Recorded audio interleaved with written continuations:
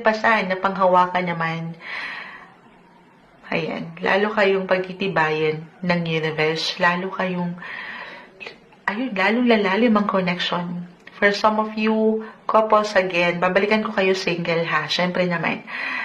Couples in a relationship at, ayan, nakaramdam na ng hindi, ayan, the 10 of Wands po kasi, hindi madali. But this time, maaring ready na kayo to love and be loved, mas balance. Hindi po imposible. It could be a surprise, sudden, unexpected. The Tower is here.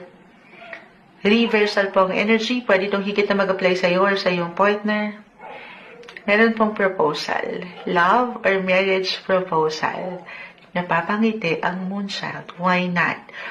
Kung hindi yan mag-apply, Moonchild, single ako. Again, pwede itong mag-apply po, mag-reflect pagdating sa business. Kung meron kayong matatawag na partner in crime, partner in life, partner in business, may proposal.